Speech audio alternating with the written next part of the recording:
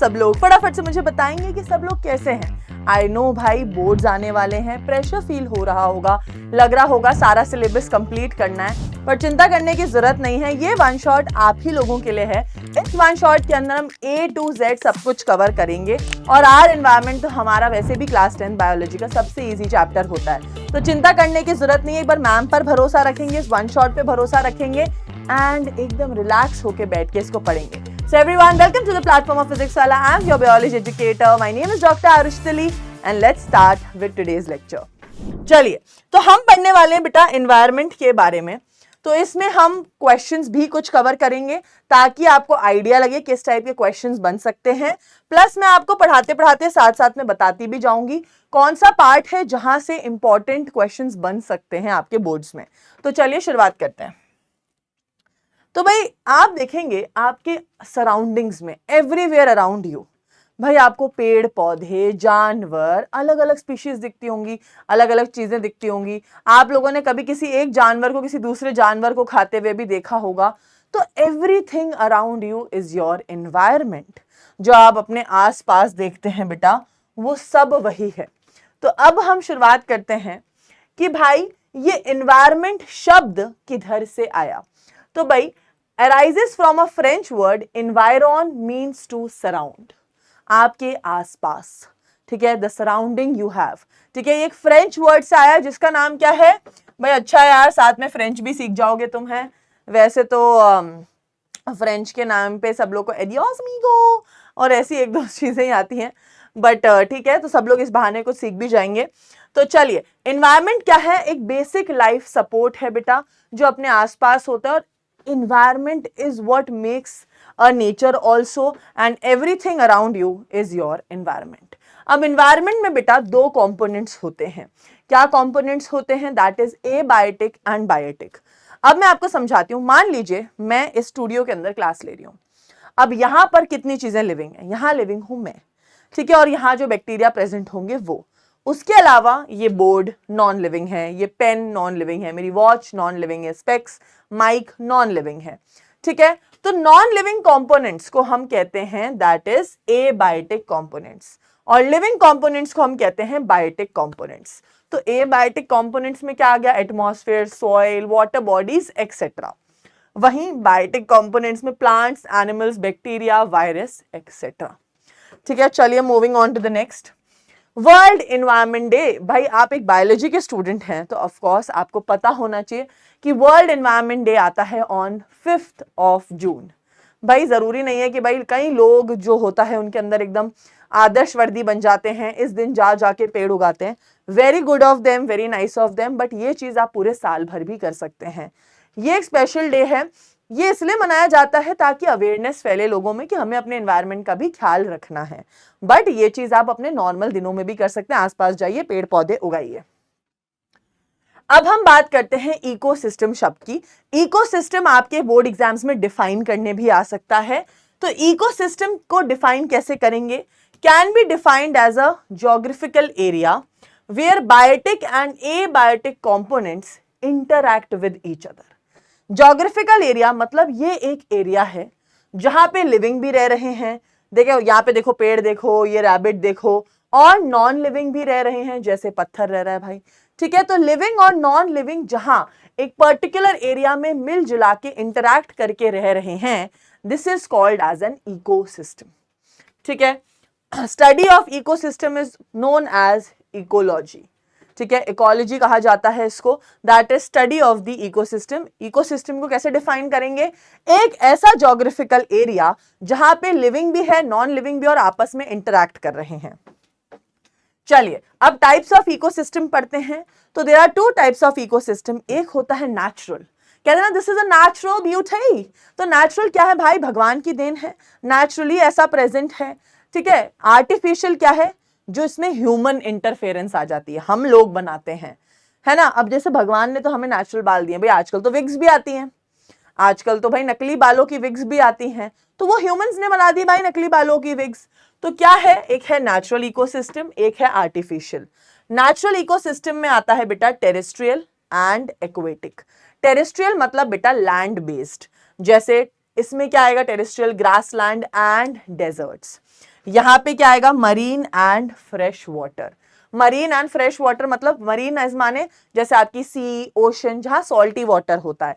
Fresh water क्या हो गया, जैसे आपके लेक्स, पॉन्ड्स। यूजुअली बेटा रिवर वाले इकोसिस्टम को कहा जाता है लॉटिक और लेंटिक कहा जाता है लेक वाले इकोसिस्टम को। हालांकि ये शब्द अभी तक पूछे नहीं गए, बट अगर आप में से कुछ बच्चे कुछ हायर एग्जाम्स की जैसे कुछ ओलंपियाड्स की तैयारी कर रहे हैं, उसमें इन शब्दों का काफी ज्यादा यूज किया जाता है। Coming on to the artificial is man made. जैसे एक्वेरियम, आप लोग कहीं भी जाते होंगे, जैसे मॉल्स में, कभी आप किसी डॉक्टर के क्लिनिक जाते होंगे, वहां यूजुअली एक्वेरियम्स पड़े होते हैं। तो एक्वेरियम कई में से आप लोगों में से बहुत लोगों के घर पे भी होगा। उसमें क्या होता है, अपन अपने हिसाब से एक्वेरियम को सजाते हैं कि उसमें कौन से पेड़ लगाने हैं, कौन से पत्थर लगाने हैं, कौन सी मछलियां डालनी है। It is all on you, that is artificial ecosystem. चलिए अब स्टार्ट करते हैं नेचुरल इकोसिस्टम को। तो नेचुरल इकोसिस्टम में हम क्या देखते हैं, natural ecosystem which operates in nature by themselves without any human interference. मतलब नेचुरली चल रहा है, ऐसा नहीं है कि ह्यूमंस वहां कुछ कर रहे हैं इस वजह से वो चल रहा है। भाई वो नेचर का बनाया हुआ ऑटोमेटिक नेचुरल इकोसिस्टम है। ठीक है, वो क्या है, नेचुरल इकोसिस्टम है भाई, नेचर का बनाया हुआ। इसमें आप देख सकते हैं दो आएंगे, that is terrestrial and aquatic. Terrestrial में बेटा हम लोग देखेंगे फॉरेस्ट एंड ग्रासलैंड्स। ठीक है, अभी आपको दिखाती हूं टेरेस्ट्रियल कौन सा है, एक्वेटिक कौन सा है, आइए देखते हैं। तो भाई सबसे पहला आता है टेरेस्ट्रियल। ये देखो यार कितना, मतलब मैंने I have got the best pictures. तो ये कितनी ड्रीमी पिक्चर है। This is a picture of a forest, क्योंकि टेरेस्ट्रियल इकोसिस्टम में आते हैं फॉरेस्ट, ठीक है, ग्रासलैंड्स, फॉरेस्ट एंड डेजर्ट्स। ठीक है, डेजर्ट ये बेटा आपके टेरेस्ट्रियल इकोसिस्टम का पार्ट होता है। ठीक है, अब बात करते हैं हम एक्वेटिक इकोसिस्टम। एक्वेटिक माने पानी का इकोसिस्टम। अब इसमें दो हो सकते हैं, that is marine which mean sea water वाला है, दैट इज सी या ओशंस, और हो सकता है बेटा फ्रेश वाटर इकोसिस्टम जिसमें आप पॉन्ड्स, यहाँ आप देख सकते हैं कैसे ये मेंढक है, ये मछलियां कूद रही हैं, ये बेचारा स्वैन यहाँ बैठा हुआ है, नीचे भी पानी के अंदर बहुत सारी चीजें रह रही हैं। यहाँ पे भी आप देखो, आपको टर्टल नजर आ रहा है, फिशेस नजर आ रही हैं, प्लस ये तो फाइंडिंग नीमो में वो उसकी पापा की गर्लफ्रेंड होती है। ठीक है, तो भाई कितने सारा प्यारा प्यारा इकोसिस्टम आपके आसपास प्रेजेंट है। चलिए आर्टिफिशियल इकोसिस्टम क्या होता है, जहां ह्यूमन इंटरफेरेंस होती है। जैसे मैंने आपको बताया था एक्वेरियम, या आपका घर, आप अपने घर का गार्डन, आप लोग अपने घर के गार्डन को अपने हिसाब से बनाते हो। आपका मन है भाई टमाटर का पेड़ उगाऊंगा, मिर्ची का पेड़ उगाऊंगा, रोजेज उगाऊंगा। बड़ा लड़की ने तुम्हें बाप देना नहीं, फिर भी तुम रोजेज उगाते हो, तो कोई बात नहीं, रेड की जगह येलो उगा लो, कम से कम दोस्ती ही मिल जाएगी तुमको, है ना। तो ecosystem maintenance sustained by a man are also called as man made ecosystem और मैन इंजीनियर्ड इकोसिस्टम। मतलब भाई मैन का इन्वॉल्वमेंट है वहां पर, समझ गए।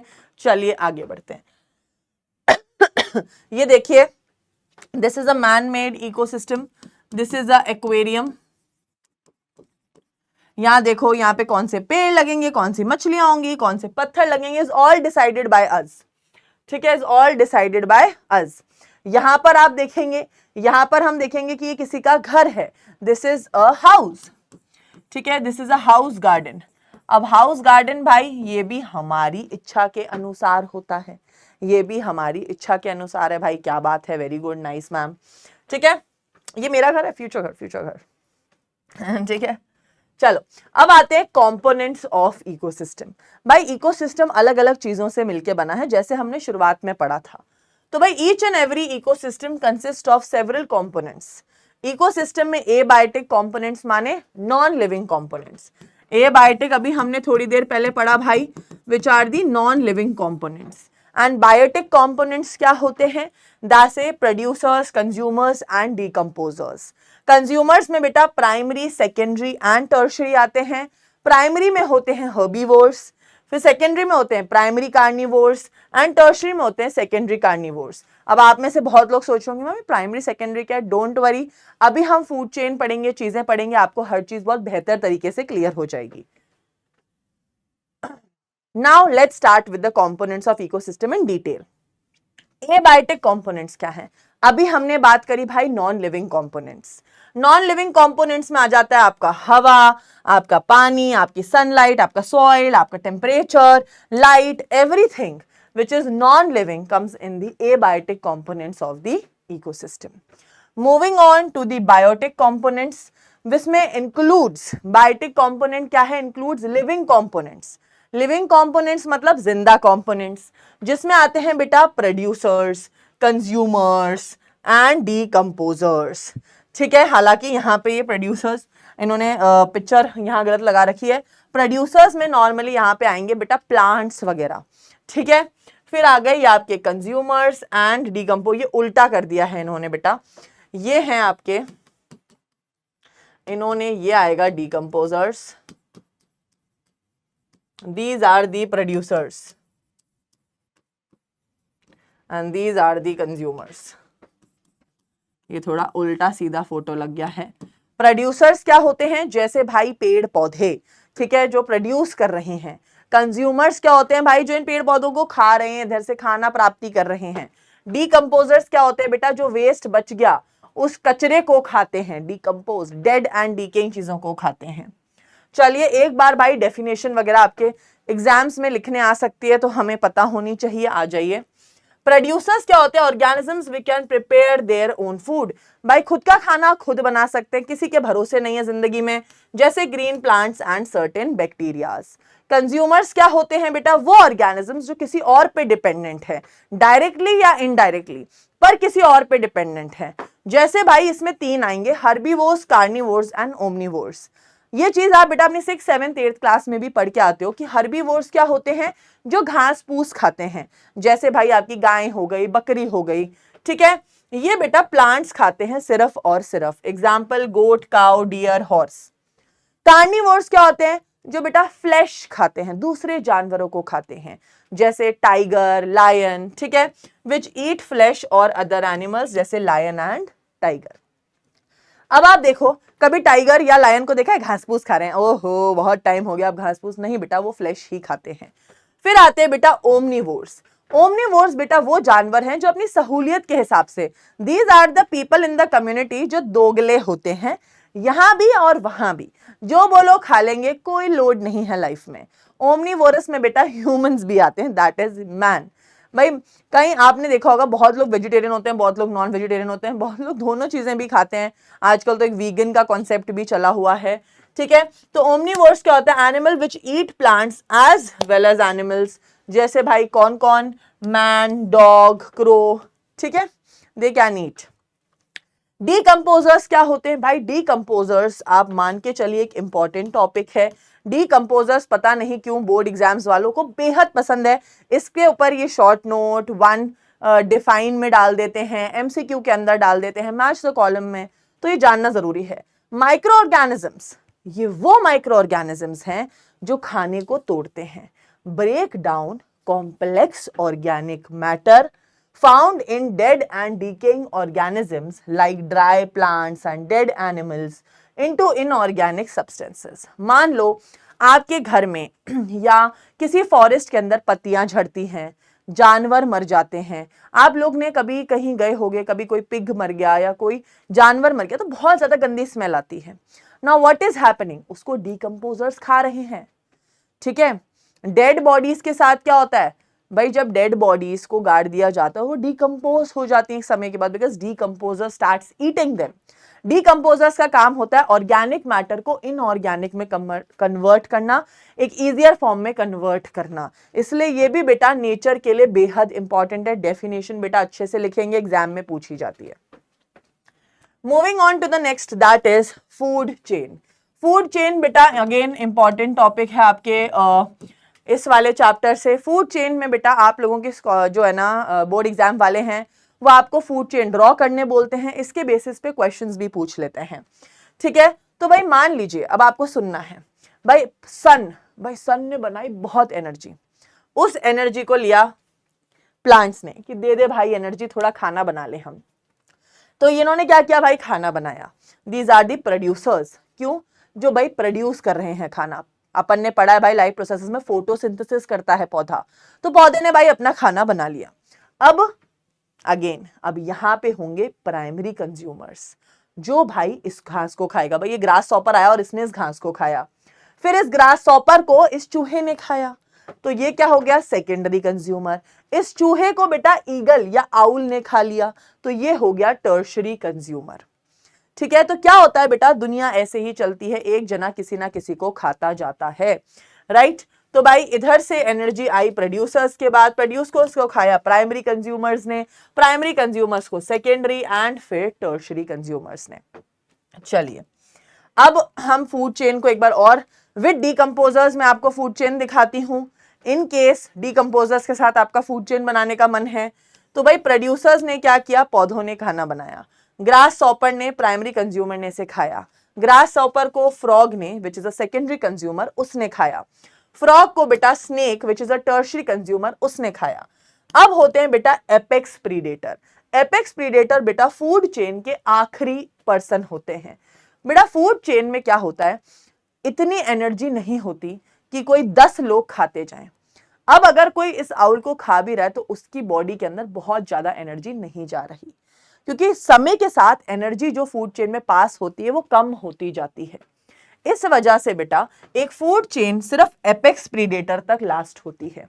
एपेक्स प्रीडेटर मरेगा, मान लो ये उल्लू मर गया, अब इसकी डेड बॉडी को डीकंपोजर्स तोड़ेंगे। किसमें तोड़ेंगे भाई, ऑर्गेनिक मैटर को इनऑर्गेनिक मैटर में कन्वर्ट करेंगे, ऑर्गेनिक मैटर को इनऑर्गेनिक मैटर में कन्वर्ट करेंगे। चलिए अब हम फूड चेन की डेफिनेशन देख लेते हैं। The sequence of living organism in one organism consumes another organism to transfer food energy. भाई आप खाना क्यों खाते हो, खाना मैम हम एनर्जी के लिए खाते हैं, तो सीधी सी बात है भाई एनर्जी चाहिए तो खाना खाना पड़ेगा। तो यहां पर बेटा फूड चेन में यही होता है, फूड चेन हमेशा बेटा यूनी डायरेक्शनल होती है, ठीक है, हमेशा एक ही डायरेक्शन में मूव करती है, राइट। जैसे आप देखेंगे प्रोड्यूसर्स को primary consumer, secondary consumer, tertiary, quaternary या एपेक्स प्रीडेटर कह सकते हैं, एक ही डायरेक्शन में बेटा फूड चेन मूव करती है। सबसे ज्यादा एनर्जी थी प्रोड्यूसर्स के पास, उन्होंने सन से ली थी, फिर वो एनर्जी प्राइमरी कंज्यूमर के पास थोड़ी कम हो जाती है, फिर थोड़ी कम थोड़ी कम थोड़ी कम। इनको बेटा हम ट्रॉफिक लेवल्स भी कहते हैं, first, second, third, fourth trophic level. अब ट्रॉफिक लेवल को डिफाइन करने आ जाता है position of an organism in a food chain. अब भाई जब रेस में भागते हैं तो एक बंदा आता है फर्स्ट, सेकंड, थर्ड, फोर्थ, तो आपने देखा होगा उनका एक अरेंजमेंट है कि भाई ये बंदा फर्स्ट है, सेकंड है, थर्ड है, फोर्थ है। वैसे ही बेटा फूड चेन में भी पोजीशंस दी जाती हैं कि भाई first position goes to producers जो खाना बना रहे हैं, सेकंड पोजीशन गोज टू जो उस प्रोड्यूसर को खा रहे हैं, दैट इज प्राइमरी कंज्यूमर्स, फिर सेकेंडरी कंज्यूमर, फिर टर्शरी कंज्यूमर्स। तो इनको बेटा एक पोजीशन दी जाती है फूड चेन में। ऑटोट्रॉफ और producers at first trophic level. सीधी बात है भाई, पेड़ पौधे हमेशा फर्स्ट ट्रॉफिक लेवल पे ही होंगे, क्योंकि पेड़ पौधे ही प्रोड्यूसर्स होते हैं, वही खाना बनाते हैं। चलिए अब आपके एग्जाम में बेटा फूड चेन ड्रॉ करने आता है, तो मैंने आपको काफी सारे फूड चेन के एग्जांपल्स दिखाए हैं, आप नोट डाउन करके एग्जाम में कोई भी ड्रॉ कर सकते हो। बट याद रखना एग्जाम में 3 ट्रॉफिक लेवल वाली फूड चेन पूछी है, 4 ट्रॉफिक लेवल वाली पूछी है, 5 ट्रॉफिक, तो ये चीज नोट करना बहुत इंपॉर्टेंट है। बहुत बच्चे ध्यान नहीं देते, सिर्फ अपनी मर्जी से फूड चेन बना देते हैं। पढ़ो कितने ट्रॉफिक लेवल की फूड चेन पूछी है। यहां पे बेटा मैंने 5 ट्रॉफिक लेवल फूड चेन बनाई है। अब इसको आप रिड्यूस करके 3, 4, 5 अपने हिसाब से जो बनाना चाहो। तो भाई फर्स्ट ट्रॉफिक लेवल पे है प्रोड्यूसर्स, उसको खाया grasshopper which is a primary consumer, secondary consumer is a frog, fourth पे tertiary consumer is a python और अ स्नेक, एंड फिफ्थ पे है बेटा which is called as the quaternary consumer और एपेक्स प्रेडेटर भी कहा जाता है, which is on fifth trophic level, that is eagle. ठीक है, अब यहां पर आप देख सकते हैं, अब यहां पे 2 फूड चेन दे रखी है। मैंने 2 फूड चेन यहां क्यों बनाई है, क्योंकि बेटा आपके बोर्ड एग्जाम में पूछा जा चुका है draw a terrestrial food chain and draw a aquatic food chain. तो भाई बनाओगे तो पता होगा कैसे। तो एक्वेटिक फूड चेन में बेटा प्रोड्यूसर्स कौन होते हैं, एक्वेटिक फूड चेन में प्रोड्यूसर्स होते हैं फाइटोप्लैंक्टन्स, फिर होते हैं ज़ूप्लैंक्टन, फिर होती हैं भाई स्मॉल फिशेस, फिर थोड़ी बड़ी फिशेस, फिर थोड़ी और बड़ी फिशेस। ठीक है, याद रखेंगे बेटा नॉर्मली ये चीज आपको याद रखनी है, एक्वेटिक फूड चेन में फाइटोप्लैंक्टन्स प्रोड्यूसर्स रहते हैं और जू प्लैंक्टन्स उनको कंज्यूम करते हैं। तो ये दो स्टेजेस तो याद ही रखना, बनाने आ जाती है। ये बेटा आपकी टेरेस्ट्रियल फूड चेन, हालांकि हम टेरेस्ट्रियल फूड चेन के बहुत एग्जाम्पल देख चुके हैं। फ्लावर प्लांट्स को ये ग्रास हॉपर ने खाया, उसको चूहे ने, उसको स्नेक ने, उसको ईगल ने। फिर आता है बेटा 10% law of energy, again important topic जहां से क्वेश्चन पूछा जाएगा। यहां पे बेटा अब फूड चेन पे जब क्वेश्चन पूछा जाता है तो क्वेश्चन ऐसे पूछा जाता है कि draw a 4 trophic level food chain and explain 10% law of energy transfer. तो भाई पहले तो तुम फूड चेन बनाओ, फिर इस लॉ को समझाओ। अब इस लॉ को हम समझेंगे क्या होता है इस लॉ में। According to this law, transfer of energy from one trophic level to other is never 100%। भाई एनर्जी जो ट्रांसफर होती है कभी भी 100% नहीं होती है। It is because most of the energy gets lost as heat to the environment. भाई अब आपको मैं बताती हूं, only 10% of energy is transferred from one trophic level to next. मतलब बेटा अब इसने सन से एनर्जी ली, अब इसके पास है 5000 किलो जूल्स। अब इसका 10% कितना होगा, डिवाइड बाय 10 कर दो। 5000 divide by 10 is 500। Grass hopper ने खाई 500 किलो जूल, इसका 10% कितना होगा, डिवाइड बाय 10 50 किलो जूल्स। ठीक है, इसको डिवाइड बाय 10 5 किलो जूल्स। अब अगर यहां पर एक फिफ्थ ट्रॉफिक लेवल होता तो उसकी कितनी होती, 0.5 किलो जूल्स। तो बेटा सिर्फ 10% एनर्जी पास होती है, क्योंकि भाई 100% एनर्जी कभी पास नहीं हो सकती। ये क्वेश्चन भी बोर्ड में पूछा गया है कि भाई 100% एनर्जी क्यों नहीं पास हो सकती, क्योंकि बेटा बहुत सारी एनर्जी यहां से यहां ट्रांसफर होने में लॉस हो चुकी है in the form of heat. इस वजह से बेटा सिर्फ 10% ऑफ एनर्जी पास ऑन होती है। और थोड़ा देखेंगे, यहां देखो इसने भाई सन से ली, कितनी ली है भाई, 20,000 किलो जूल्स ऑफ एनर्जी ले ली। भाई क्या बात है, हैट्स ऑफ है, 20,000 किलो जूल्स। अब 20,000 किलो जूल्स का 10% कितना होता है, डिवाइड बाय 10। इसको अगर हम 20,000 को डिवाइड बाय 10 करेंगे तो क्या हुआ, 2,000। 2,000 को हम 10 से डिवाइड करेंगे तो क्या होगा, 200।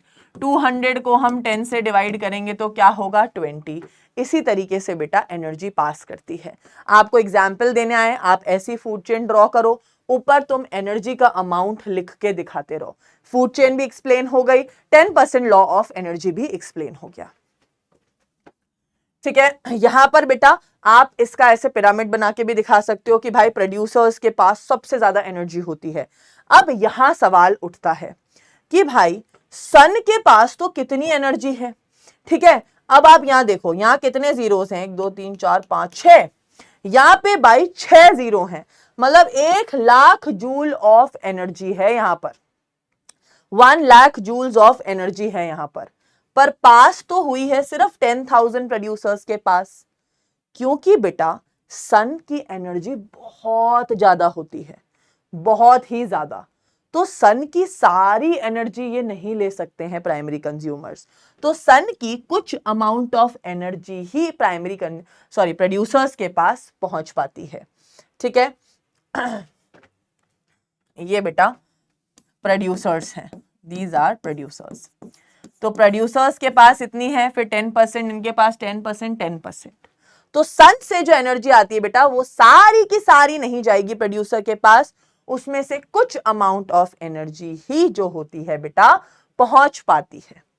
ठीक है, पहुंच पाती है। चलिए नेक्स्ट, ये बेटा मैंने 4 फूड चेन के एग्जाम्पल लगाए, 3 फूड चेन आ गई, 4 ट्रॉफिक लेवल फूड चेन आ गई और 5 ट्रॉफिक लेवल फूड चेन आ गई। अब ड्रॉ कर लेना, एग्जाम में हेल्पफुल रहता है। अब what is a food web? भाई फूड वेब क्या है, एक network of interconnected food chains है। यहाँ पे बहुत सारी फूड चेन्स हैं जो इंटरकनेक्टेड हैं एक दूसरे से। अब आप यहाँ पे देखो, यहाँ पर घास को खाया रैबिट ने, रैबिट को खाया फॉक्स ने, पर इस रैबिट को ईगल भी खा सकता है, इस घास को खाया चूहे ने, चूहे को भाई आउल भी खा सकता है, ये ग्रास हॉपर फ्रॉग, फ्रॉग को आउल भी खा सकता है। तो यहाँ पे बेटा मल्टीपल फूड चेन इंटरकनेक्टेड है, इसको बोलते हैं फूड वेब, जब multiple food chains interact with each other और इंटरलिंक्ड विद ईच अदर। ठीक है, यहां पे आप देख सकते हैं network of interlinked food chains. Next आता है बेटा बायोमैग्निफिकेशन। बायोमैग्निफिकेशन पे भी बेटा आप लोगों के शॉर्ट नोट पूछा जा सकता है, तो आइए इस टॉपिक को समझते हैं। अब क्या होता है बेटा, अब गंदगी फैलाने का तो कुछ वो बचा ही नहीं आजकल भाई, जिसका मन करता है जितनी गंदगी फैला रहे हैं दुनिया में, है ना। इंडस्ट्रीज इतनी सारी हो गई हैं। अब आप इमेजिन करो कि कोई इंडस्ट्री है, और यहाँ पर इंडिया में भी कितनी सारी इंडस्ट्रीज हैं जो अपना जो कचरा होता है उसको रिवर्स में फेंकती हैं। तभी आपने सुना होगा Ganga action plan, Yamuna action plan, जहां पे गंगा की सफाई हो रही है, यमुना की सफाई हो रही है। क्यों हो रही है भाई? क्योंकि वहां पर इंडस्ट्रीज का वेस्ट आ रहा था। वेस्ट इतना आ रहा था कि वो बहुत ज्यादा पल्यूटेड हो गई थी। तो भाई अब होता क्या है जब ये वेस्ट आता है, the process by which toxic chemicals और pollutants increase in concentration as they move up the food chain. अब होता क्या है, उल्टा होता है एनर्जी का। जितना ज्यादा लोग उसे खाते जाएंगे उतनी ज्यादा टॉक्सिसिटी बढ़ेगी। मैम क्या कह रही हो? देखो, मान लो भाई पानी के अंदर 2 ppm होता है बेटा, पार्ट्स पर मिलियन। 2 ppm टॉक्सिसिटी लेवल था। इस पानी को बेटा फाइटोप्लैंक्टन्स ने इस पानी से यूज किया, तो उनकी टॉक्सिसिटी कितनी हो गई? बढ़ गई, 5 ppm हो गई। इन फाइटोप्लैंक्टन्स को फिशेस ने खाया, फिर बर्ड्स ने खाया। तो जैसे ही फूड चेन ऊपर बढ़ रही है, टॉक्सिसिटी लेवल भी बढ़ रहा है। ठीक है, टॉक्सिसिटी लेवल इंक्रीजेस। ठीक है, अब आप देखो फूड चेन में यही हो रहा है, इंक्रीज हो रहा है। यहां 2 ppm, 5 ppm, 200 ppm, 1600 ppm। तो यहां पे ये यही कह रहा है, ये वो प्रोसेस है जिसमें केमिकल्स का कंसंट्रेशन बढ़ता जाता है जैसे ही आप फूड चेन में बढ़ते जाते हो। मतलब अगर कोई तुमसे पूछे एक्वेटिक फूड चेन में, 4 ट्रॉफिक लेवल की एक्वेटिक फूड चेन में सबसे ज्यादा टॉक्सिसिटी इन चारों में से किसकी होगी? भाई बतख की होगी। ठीक है, सबसे कम किसकी होगी? पानी की होगी। चलिए फिर बेटा, highest concentration of biomagnified chemicals is seen in last trophic level. सबसे ज्यादा टॉक्सिसिटी किसकी है? जो लास्ट में है फूड चेन के। Lowest concentration is seen in the first trophic level. First trophic level में बेटा सबसे कम टॉक्सिसिटी देखी गई है। इसलिए तो कहते हैं पानी अगर पल्यूटेड है तो उससे जो जानवर है ना, उनसे ज्यादा हार्म तो हमें है, क्योंकि हम उन फिशेस को खा रहे हैं, हम उस पानी को पी रहे हैं, तो हमें ज्यादा नुकसान है। ठीक है, तो अब आप इस चीज को ड्रॉ कर सकते हैं, एग्जाम में ड्रॉ करने आता है, बायोमैग्निफिकेशन का एग्जाम्पल देने आता है, तो आप पर्टिकुलर वैल्यूज याद करके पुट ऑन कर सकते हो कि भाई जैसे पानी में थी 0.0003 ppm, फाइटोप्लैंक्टन के पास गया, वो मैंने कैसे पेन उछाला है भाई, क्या जिम्नास्टिक करा दी मैंने तो पेन को। मेरा पेन कह रहा है मैम आप खुद तो एक्सरसाइज कर नहीं रही हो, पेन को ही करा दो। 0.005 ppm, फिर 0.005 ppm से 0.04 ppm जू प्लैंक्टन, फिर स्मॉल फिशेस के पास गई 0.5 ppm, फिर बेटा लार्ज फिशेस के बाद और टॉक्सिसिटी होती गई 2 ppm, और बाय फिश ईटिंग बर्ड के पास और टॉक्सिसिटी हो गई, दैट इज 25 ppm। कितनी टॉक्सिसिटी है भाई दुनिया में। और ये क्यों हुआ भाई? डीडीटी की कंसेंट्रेशन। आप लोगों को पता होगा जो फार्मर्स वगैरह होते हैं क्रॉप्स में वो छिड़कते हैं डीडीटी या इंसेक्टिसाइड या पेस्टिसाइड छिड़कते हैं, वो पानी में घुलते हैं, उस पानी को ही पौधे यूज करते हैं, फूड चेन चलती है, तो टॉक्सिसिटी का लेवल बढ़ता जाता है। ठीक है, next concentration of chemical and pollutants. वही अगेन एग्जाम्पल दे रखा है कि भाई इस मे फ्लाई को इस छोटी फिश ने खाया, इस छोटी फिश को बड़ी फिश ने खाया, इस बड़ी फिश को ह्यूमन ने खाया, तो सबसे ज्यादा टॉक्सिसिटी किसके अंदर आई? भाई ह्यूमन के अंदर आई। सबसे कम किसके पास थी? इसके पास। तो ऐसे ही हम मूव कर रहे हैं, टॉक्सिसिटी का लेवल बढ़ता जा रहा है। Environmental problem and it's management. अब भाई अब हम पढ़ेंगे कि भाई हमने जो ह्यूमंस ने जो रायता फैला दिया है दुनिया में, इतनी पॉल्यूशन, इतनी गाड़ियां, इतना पॉल्यूशन, फिर ऊपर से हम लोग क्रैकर्स भी फोड़ते हैं। पॉल्यूशन की तो भाई तुम छोड़ो, पॉल्यूशन सिर्फ एयर पॉल्यूशन नहीं, वाटर पॉल्यूशन नहीं, नॉइस पॉल्यूशन, हमने हर टाइप का पॉल्यूशन कर चुके हैं हम दुनिया में। पर अब इसको मैनेज कैसे करें? तो आपके एनसीईआरटी ने भाई, क्योंकि इतना ज्यादा पॉल्यूशन हो चुका है, अब हर चीज तो बता नहीं सकते, तो एनसीईआरटी ने बताया है ozone layer and it's depletion के बारे में, और जो आपका कचरा होता है गार्बेज वेस्ट, उसका मैनेजमेंट। तो आइए बेटा सबसे पहले देखते हैं ओजोन। तो भाई सबसे पहला सवाल, मैम ओजोन लेयर प्रेजेंट कौन सी एटमॉस्फेयर की लेयर में होती है? तो ozone layer is present in stratosphere.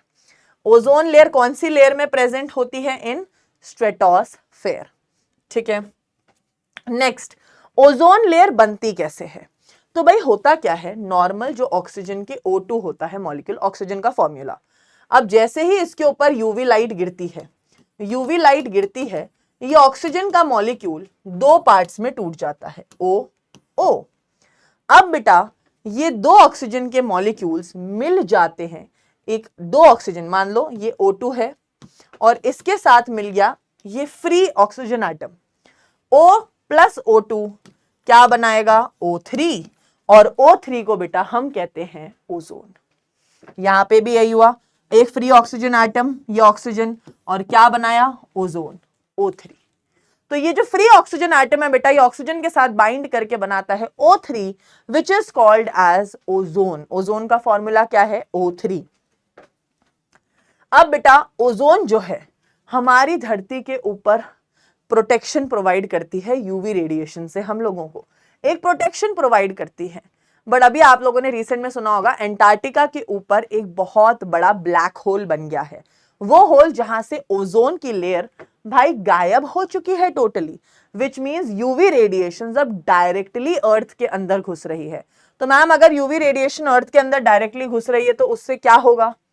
उससे क्या होगा? अब देखो आप, भाई ये देखो, आप लोग घर में यूज करते हो एसी, फ्रिज, आप अलग अलग परफ्यूम्स, स्प्रे, बहुत सारे स्प्रेज यूज करते हो भाई, आप मॉस्किटो भगाने का स्प्रे यूज करते हो, परफ्यूम, हेयर स्प्रे, हर 10 तरीके के स्प्रे। इनसे रिलीज हुआ भाई क्लोरोफ्लोरोकार्बन्स जो भाई ओजोन लेयर तक पहुंचते हैं। अब ओजोन लेयर पे क्या होता है? These CFCs break down the sun's UV rays releasing chlorine atoms into the ozone layer.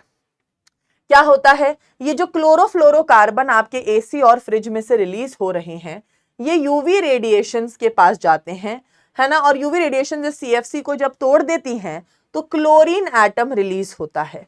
अब chlorine atom break down the ozone molecule cause ozone layer depletion. इसलिए आपने सुना होगा कि जितने एसी, जितने फ्रिज बढ़ते जा रहे हैं उतना ही ज्यादा हमारी ओजोन लेयर डिप्लीट हो रही है, क्योंकि क्लोरोफ्लोरोकार्बन्स में बेटा क्लोरीन जो होता है वो यूवी लाइट की वजह से क्लोरोफ्लोरोकार्बन ब्रेक होते हैं, क्लोरीन रिलीज हो जाता है, और क्लोरीन एटम बेटा ओजोन के साथ जब मिक्स होता है ओजोन का होता है डिप्लीशन, जिसकी वजह से बेटा ओजोन लेयर टूटती है और हमारी धरती में डायरेक्टली अल्ट्रावायलेट रेज रीचेज अ अर्थ थ्रेटनिंग ह्यूमन हेल्थ, हमारी हेल्थ को नुकसान पहुंचाने लगती हैं। अब मैम इससे नुकसान क्या क्या हो सकते हैं? आप देख सकते हो आपकी जो क्रॉप्स हैं, खेत हैं, वो डैमेज होते हैं, ह्यूमन बींग्स के अंदर मैल न्यूट्रिशन हो सकता है, ठीक है, weak immunity and skin cancer हो सकता है। फिर बेटा अर्बन पोल्यूटेड मटेरियल डैमेज से आपकी आंखों के अंदर कैटरैक्ट या आईज की बीमारी हो सकती है। दीज आर तो ओनली एग्जाम्पल्स, आपकी बॉडी के साथ क्या हो सकता है, और भी वर्सन चीजें हो सकती हैं। सोचो स्किन कैंसर होना, इम्यूनिटी लूज होना, पौधों की क्रॉप डिस्ट्रॉय होना, ठीक है, कितना कुछ हो रहा है। अब आता है बेटा मॉन्ट्रियल प्रोटोकॉल। अब मॉन्ट्रियल प्रोटोकॉल क्या था? अब भाई दुनिया में एसीज बढ़ रहे हैं, वॉशिंग मशीन बढ़ रही है, दुनिया में भाई हर जगह क्लोरोफ्लोरोकार्बन बढ़ रहा है। अब अगर आप ये फोटोज देखेंगे तो ये जो ओजोन लेयर है कितनी कम होती जा रही है, ठीक है, ओजोन लेयर भाई डिप्लीट होती जा रही है, समय के साथ घटती जा रही है। तो 1987 में भाई एक एग्रीमेंट साइन हुआ, United Nations environment programme to freeze the production of CFCs to prevent depletion of ozone layer. तो भाई मॉन्ट्रियल प्रोटोकॉल क्या थी भाई? अब ऑब्वियसली जब धरती पर कुछ बहुत भयंकर होने लगता है तो सारी कम्युनिटीज जाग जाती हैं। उन्होंने क्या किया, 1987 में एक कमेटी बैठी, उन्होंने एक एग्रीमेंट साइन किया कि भाई हमें ये क्लोरोफ्लोरोकार्बन को तो कम करना पड़ेगा। तो was formulated United Nation environment programme निकला। इसमें बोला गया भाई CFC का प्रोडक्शन रिड्यूस करा जाए। तो it is now mandatory for all the manufacturing companies to make CFC free refrigerator throughout the world। तो भाई उन्होंने बोला कि जो भी अब रेफ्रिजरेटर बनाएगा उसमें CFCs यूज नहीं होने चाहिए, ठीक है। This was Montreal protocol. इस प्रोटोकॉल में भाई ईयर याद रखना 1987, इंपॉर्टेंट। फिर बेटा आते हैं टाइप्स ऑफ वेस्ट। अभी हमने बात किया था ओजोन लेयर डिप्लीशन पढ़ेंगे, और फिर अब हम पढ़ेंगे वेस्ट। अब दो तरीके का वेस्ट होता है, biodegradable and non biodegradable. Biodegradable waste क्या होता है बेटा, जिसको अगर आप कचरे को फेंकोगे तो उसको डीकंपोजर्स या कुछ एनिमल्स खा पाएंगे। जैसे आपकी जो सब्जी का छिलका होता है, ठीक है, जो आप घर से कचरे फेंकते हो, वेजिटेबल वेस्ट फेंकते हो, लकड़ी फेंकते हो, ठीक है, पेपर फेंकते हो, गाय का गोबर हो गया, सीवेज का वेस्ट हो गया, ये सारा बेटा बायोडिग्रेडेबल है। क्यों? It can be decomposed. इसको बेटा एंजाइम्स जो हैं वो तोड़ सकते हैं और ये बेटा वेस्ट खत्म किया जा सकता है। ये नेचुरल सब्सटेंसेस से बना होता है, ये इकोलॉजिकल बैलेंस को खराब नहीं करता, डिस्टर्ब नहीं करता। आराम से ये वेस्ट ऐसा है कि इजीली बायोडिग्रेडेबल, मतलब इजीली कंज्यूम कर लेते हैं जानवर इसको। They do not persist in the environment for long time.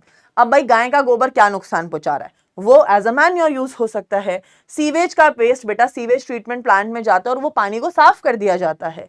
Paper, spoiled vegetable, fruit, agriculture residue, ये सब बेटा यूज किया जा सकता है।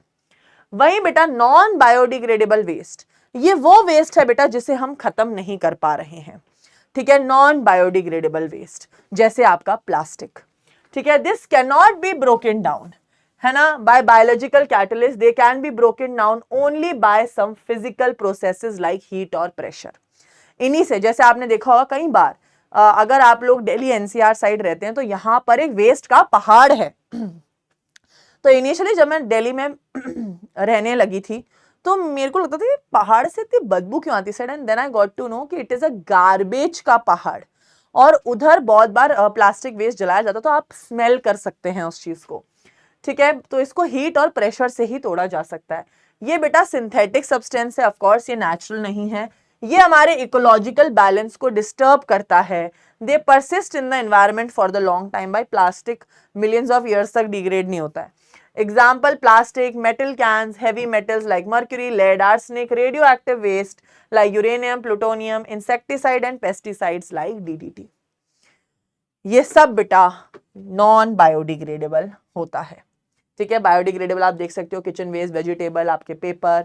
नॉन बायोडिग्रेडेबल में आपकी batteries, metal waste, plastic waste.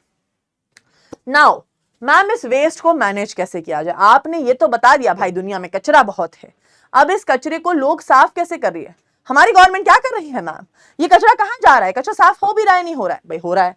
तो सबसे पहला होता है preparation of compost.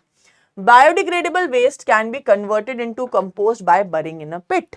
So basically क्या किया जाता है बेटा, एक जो जगह होती है, जैसे आप मिट्टी लेते हो, आप अपने घर की मिट्टी में ही ये जो आपके घर का जो जो है ना छिलके होते हैं वेजिटेबल्स के, फ्रूट्स के, उनके बीज होते हैं, उन सबको जमीन के अंदर डाल के उसके ऊपर मिट्टी डाल सकते हो, दैट इज कॉम्पोस्ट, ठीक है। इसको फिर समय के साथ जो होता है डीकंपोजर्स खा जाते हैं। लैंडफिल्स क्या होते हैं? Disposal of waste by putting in low lying area of ground and covering it with soil.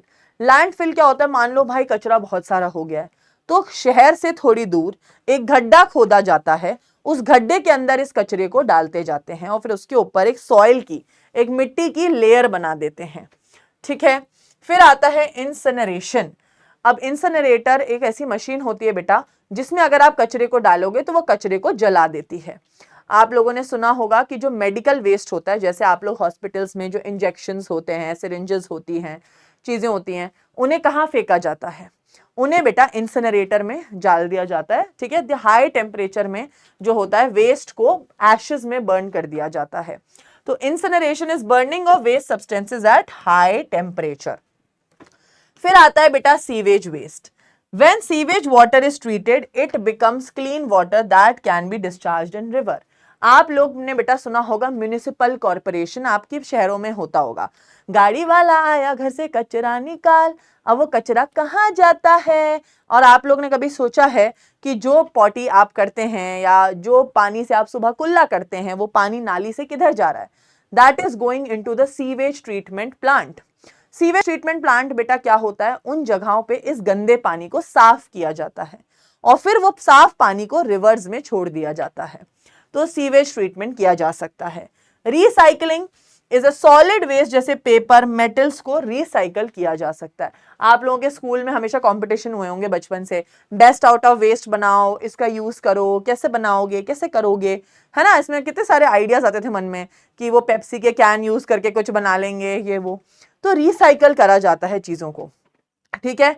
तो इसलिए बेटा आप लोगों ने देखा होगा कबाड़ी वाले भैया जो होते हैं, जो कबाड़ कलेक्ट करते हैं, है ना, हमारे घर से, उनमें हम कॉपीज, पेपर, न्यूज़पेपर भी वो भाव में, तोले में लेके जाते हैं, क्योंकि वो रिसाइकल होता है, ताकि पेपर की वेस्टेज ना हो, उसे दोबारा यूज कर सके। क्लियर है। तो ये आप देख सकते हैं, this is a sewage treatment plant, ठीक है, ऐसे सीवेज ट्रीटमेंट होता है।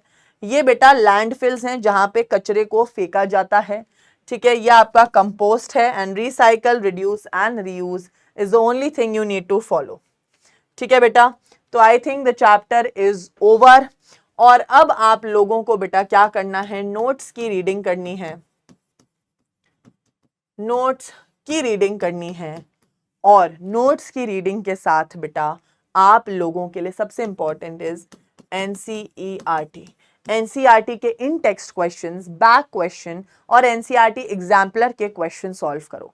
मैंने आपको बताया इस चैप्टर के अंदर बेटा क्वेश्चंस किस तरीके से आते हैं, हमने इस वन शॉट के अंदर डिस्कस किया है। तो इट इज वेरी इंपॉर्टेंट कि आप उस हर चीज पर थोड़ा ध्यान दीजिए, है ना। आई नो अब एग्जाम सर पे हैं, प्रेशर भी बहुत फील हो रहा होगा, चिंता करने की जरूरत नहीं है, चैप्टर्स को अच्छे से कवर कीजिए। And all the best. I hope आप लोग रॉक कर दो अपने बोर्ड एग्जाम्स में। जल्द मिलते हैं, तब तक के लिए bye bye everyone, meet you all, bye bye.